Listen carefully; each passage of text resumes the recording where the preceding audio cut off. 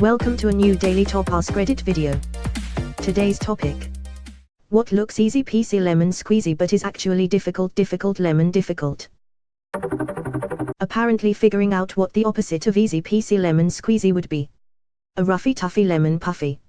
A hearty tarty lemon sharty. Maintaining friendships from high school / college after you graduate. People get so busy with work and starting their own families that friendships get put on the back burner. You stop talking to someone for a few months, then it suddenly hits you that you're no longer friends with the person. Reach back out though. Everyone understands, and I've rekindled and kept in touch intermittently with so many amazing people. Yes, we're not best friends who talk every day, but if shit went down I could give them a call, and vice versa, and when we do get together it's a great time. Your good friends will understand that life happens. Text them on birthdays. See them once or twice a year. People with kids gravitate to other people with kids, and us childless adults generally stick with each other. People grow up and move on, but your true friends will still reach out because they miss you. Actually doing things. In theory it's simple. Just do the thing.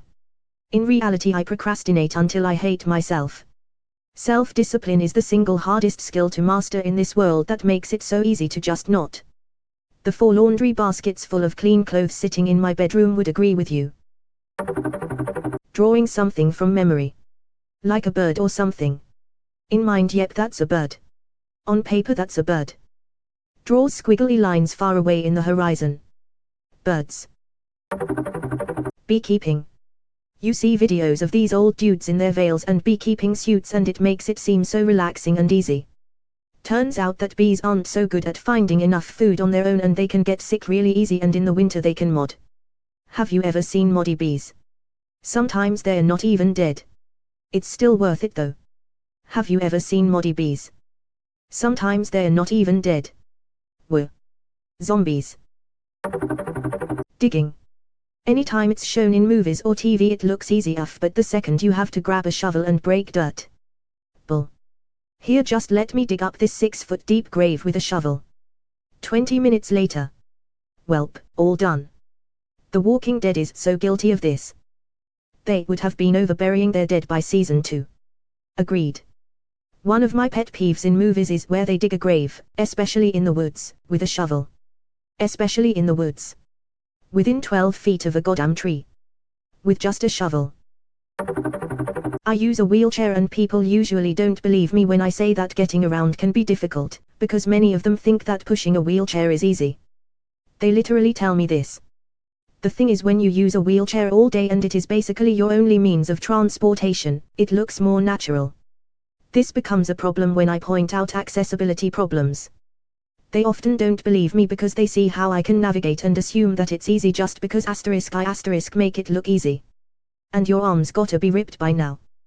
My arms went from flab to fab in the first 2 months I had to use my wheelchair. On the downside, my legs did the opposite. Never skipler never mind. Fuck you duvet covers. Fuck you hard. Edit. Holy crap, I thought it was just me that had lifelong problems with them. Rip inbox and massive thanks for the gold and silver. I get in the duvet like a mole and grab and pull until everything is layered pancake perfect, then I crawl out. What the fuck, I just washed our duvet cover today and I'm totally gonna do this in like a half an hour. I'm also pretty high and it sounds super fun, so I hope I'm not disappointed.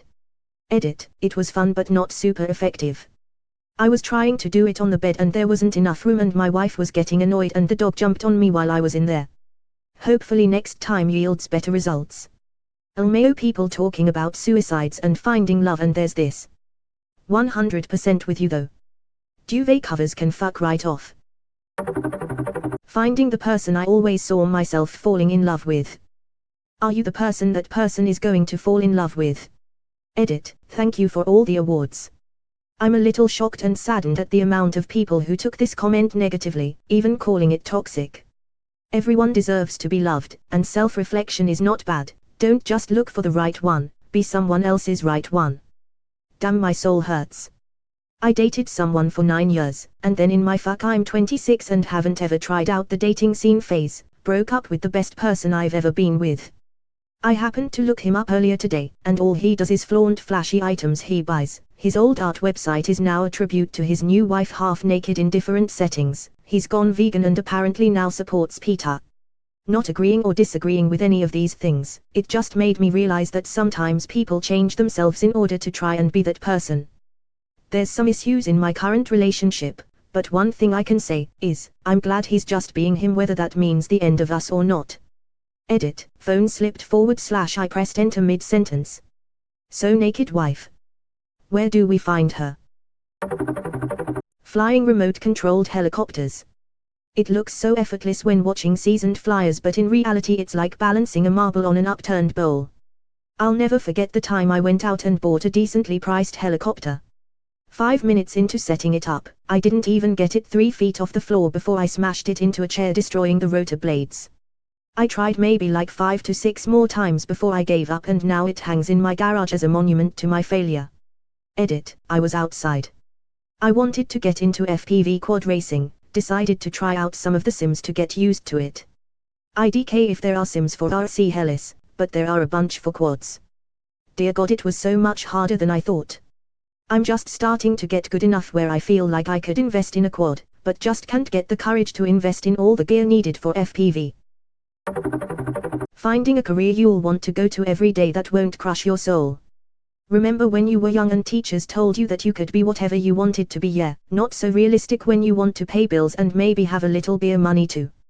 I didn't go to college and struggle with the thought of not being able to have a lateral career move without a degree, but then I see my friends absolutely floundering with their student loan payments and think maybe I don't have it so bad after all.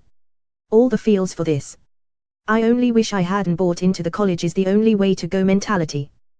By 21 my life goal was to not be miserable, and everyone assumed I was depressed as all hell, but this is what I meant, is finding some sort of career where I didn't want to blow my head off just having to show up to work every day. One of the things I sincerely wish I had discovered earlier was that college doesn't guarantee that path. Took me 4 tries for a proper degree and another try at a tech school to discover that what makes me happy is farming. Like, literally I was gifted a dozen chickens and was like this. The simple life. Digging in the dirt and raising animals, and it's hard, and so far I still struggle with the beer money, but I'm happy and I love my damn birds so much.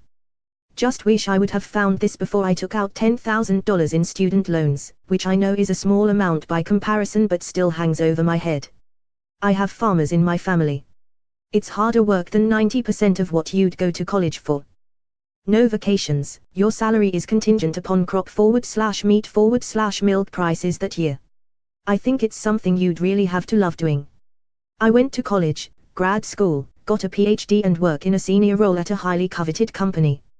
I still don't feel happy. The one thing I've learned after all these years is that happiness is not defined by title or company affiliation or number of letters after your name. My resume won't be on my tombstone. But in many ways, I'm stuck because of the responsibilities I have now and all the people in my family and my profession I'm accountable to. I feel like I'll always be in the pursuit of happiness, rather than enjoying the moment I'm living in. Sounds like you need some hobbies. Don't let your career define you. I mean, if our jobs were so wonderful they wouldn't have to pay us to be there. The key is to have the time and money to do what you enjoy outside of work. I'm a teacher and I enjoy it, but I love my hobbies. My job affords me the time and money to enjoy my hobbies, and that is me. Like, I teach, but I also hike and camp and paint and read and play board and video games and hang with my family and my pups. Writing a post or comment on Reddit that gets recognition. It's like carpet bombing. Throw a lot out there, some of them hit. My comment history is a zillion 1-point comments and the occasional 7,000 upvote hit. And frankly it's a lot less about my own cleverness and more about being positioned in a popular thread. Look up my top comment of all time to see what I mean. It was a quick smartass add-on to something someone else said, but it was in a great thread full of funny stuff. Well thought out comment that makes a meaningful contribution to the conversation, 2 points. Stupid comment that you took 2 seconds to write, 2,000 points and 3 awards. Folding fitted sheets. I've watched instructional videos that make it look so easy, but I always just end up with a crumpled up mess, and that's how it gets put away. The real trick is to only own one sheet, so as soon as it comes out of the wash you immediately put it back on the bed and never need to even attempt folding it. I have a modified version of this, where I change the sheets, let the dirty ones sit on my floor for a week, where my dog will sleep, then wash them. Repeat.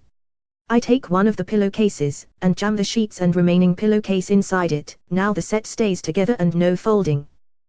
This is fucking brilliant, WTF. The most common type of ghost is the one in a white sheet with waving arms. These are the spirits of people who died while trying to fold a fitted sheet. A basic physical exam at the doctor. Looks like a simple look at the throat, listen to the chest, yup, they have a heart, alright. When in actuality doctors spend thousands of hours practicing it so that when you come in with a murmur or funny looking kid syndrome they can recognize it immediately. And yes, there are entire class sections on how to respectfully ask your patient to turn their head and cough as you push on their balls, they're looking for hernias. And yes, there are entire class sections on how to respectfully ask your patient to turn their head and cough as you push on their balls. I swear this isn't what it looks like. He's helping me study for a test. As the wife of a doctor, I can attest that I have spent a fair amount of time being the dummy /test patient of various physical exams.